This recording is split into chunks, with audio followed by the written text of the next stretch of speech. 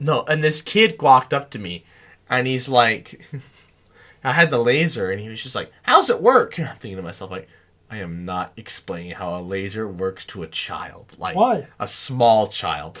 Because I don't even know what the acronym stands for. Oh. That's step one. I know! I'm like, I don't even know what this... I can try and... Did you know that it had an acronym? Yeah. Or did I tell you it had an acronym?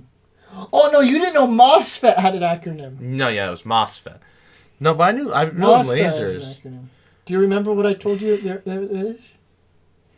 MOSFET, so I'm assuming MOSFET, it's a switch. MOSFET. MOS. I can't think what the hell the M is. If I could figure out what metal oxide MOSF SFEET. EET. EET. No, just one E. Metal oxide surface. No, not surface. semiconductor. What? Oh my god, metal oxide semiconductor. What the hell's F? Field? It's field? It's field? What the hell? Metal oxide semiconductor field FET. ET. Electrical transistor? Nope.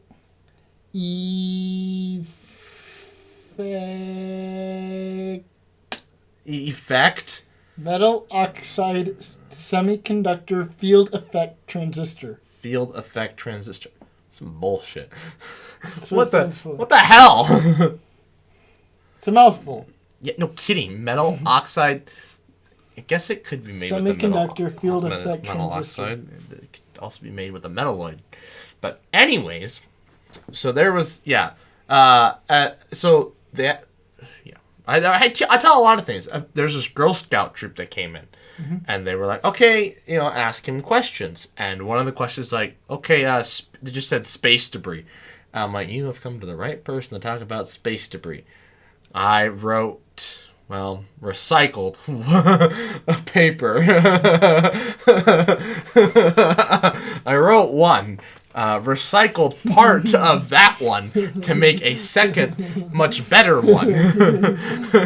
I tried that in the class one time. It didn't work, did it?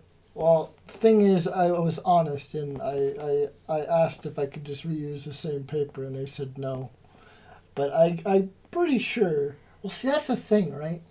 Because when you upload stuff to Canvas, it gets put through that checker, that plagiarism checker. And since I had already previously uploaded an assignment to Canvas, it probably would have found it, but it would have had my same name on it. So I don't know. Are you allowed to plagiarize your own paper? No. That's what they told us, which I always thought was stupid. I'm like, it's my own work. They told us no, but I think that's just because they didn't want us to be lazy. No, I think you're supposed to cite it. Well, yeah. Oh, yeah. This whole thing. Sorry. I didn't give credit to myself. Please, at least 10% goes to me. The professor goes to look at your paper. The very first thing is a beginning quotation. He's like, the fuck is this beginning quotation? Reads the entire paper. Where's the end of this quotation? Gets to the very last word. Quote. Cites your own article. It's like, the fuck is this? I cited my source. Just like there's sources within sources. Like he circles it as like a grammar issue, and then sees at the very end and goes, "Wait a minute here." Huh? The cat, the stupid fat cat. Yes. No, I explained these little... So, no, okay, laser. So go way back. You explained what laser is. So, I was just like, what do you mean... there's light, right? So, I was like, what do you mean by explain what a... Do you know what light is? So, I was like, what do you mean by that? And he's like, how can you see it? I was like, whew, okay, that's way easier to explain. How can you see a laser? Yeah, the beam. Oh, how can you see the beam? Mm-hmm. Oh, okay. I was thinking like the dot. I was like, what? No. How can it's light? How? It was this very small It's child. right. So I went like way above his head, but I was just like, okay. So basically, Suspension. the air, so when we shine the laser out, there's stuff between here and where it's going. The atmosphere isn't empty; it's full of air and other Rayleigh stuff. scattering. So when you Is that what you explained? Rayleigh's? Did you use the word Rayleigh scattering? no. Oh. Anyway, what? It's a child, a small child. Anyways, so I turned the laser on, and I'm like, okay. So when the stuff, with a powerful enough laser, because you have to pump a lot of energy to It's it. called Like a colloid, right? colloid. Yeah, right. Colloid. Am I saying it right?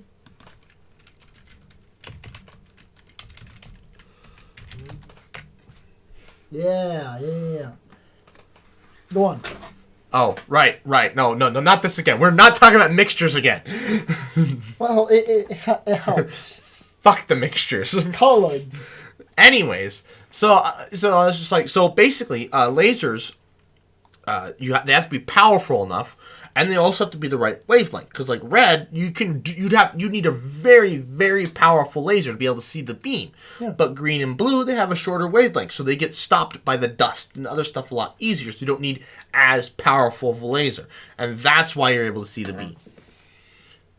I'm pretty sure the kid was like, the kid was just like, just kind of stood there going in the dark, just like probably completely confused. did he ask another question? Nope. No. Oh. No, so it's like this Girl Scouts, they came up to me, they asked me a variety of questions. One of them was like, differences between a planetarium and an observatory. Observatory is you're actually looking at the sky, and a planetarium is you're trying to emulate the sky. I should have used emulate. That was the word I was looking for. What'd you say? You're making your own sky inside. I don't know. You described it without using the word emulate. Yeah. Or simulate, I guess, would probably be better. Is there a difference? There is a difference, but they're very similar. I'm sure one could probably work in this case. Yeah, I don't know. I'm not sure. I mean, we could just Google. But anyways, we have the technology. What in the world was that?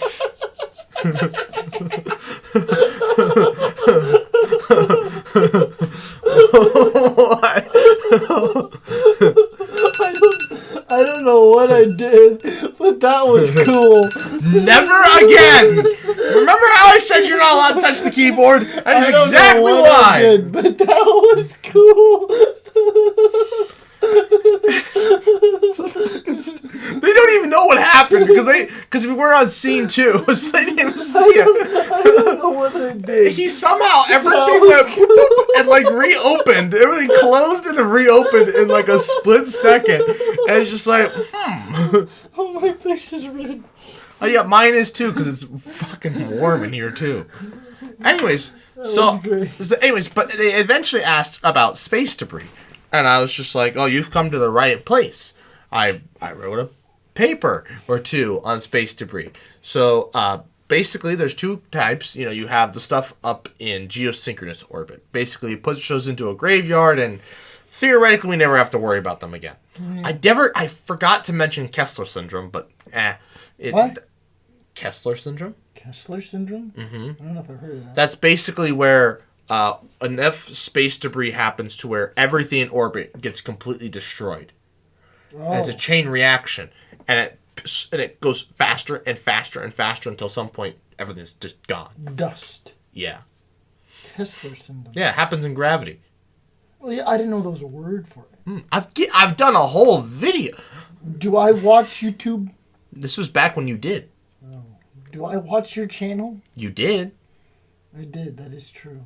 Anyways, so I didn't mention Kessler syndrome, but I just talked about how, it's a big deal because, I talked about in the paper where I compared a 50 caliber bullet, the energy within it, versus the energy of like these orbital pieces of aluminum. And I said if you have a piece of aluminum the same size as a 50 caliber bullet. Same mass? No, same size. Well, it's mass, not volume. I'm getting to that though. See, the 50 caliber bullet despite the fact that it's traveling slower, but it has a much larger mass than the aluminum is traveling much faster. And in the kinetic energy formula, 1/2 the mass times velocity squared. So velocity is where all your energy comes from, not necessarily your mass. So despite the fact that this piece of aluminum is a fraction of the mass of the lead bullet, it can impart way more energy. I thought you were using volume for V or whatever. Well, no, I just used volume as a reference point to say that if it's less dense. So that you could compare a 50 caliber bullet and a piece of aluminum of the same size. Yeah. That way, I wasn't just making up, a piece of aluminum that was like this big. I'm pretty sure a piece of aluminum that big hitting a spacecraft, done. Done. Well, of course it's gonna have more kinetic energy because it's going faster. You should do the calculation. I did. No.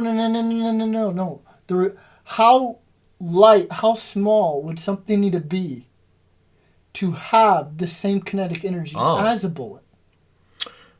We'd have to how small trial and error. Yeah. That would be an interesting calculation. Oh, we could probably solve it. Actually. Well, yeah. Once you find the energy, divide out by the square root of the mass, the velocity or whatever. So multiply by 2, and now you have equal to mass, and now you have the mass of some object that would have the same kinetic energy as the bullet. Yeah. So if we take at this higher velocity, so if we take the velocity, so it'd be a much lower mass. So if we take the velocity of orbital debris and the energy that bullet has of the bullet, right? Of the bullet, not the orbital debris, not the original, but of the bullet, and find out how small of a mass you would need to have that kinetic energy. We could probably find my paper. I don't know. Might be on one of those thumb drives. It might also not be. I don't know. It might also be on my old computer. Hard to say. Anyways, the timer did go off. I don't know what the hell this episode was, but it was something. Anyways, I would like to thank you all for watching. Please like, comment, share, and subscribe. New videos every Friday, noon Central Time, and good night.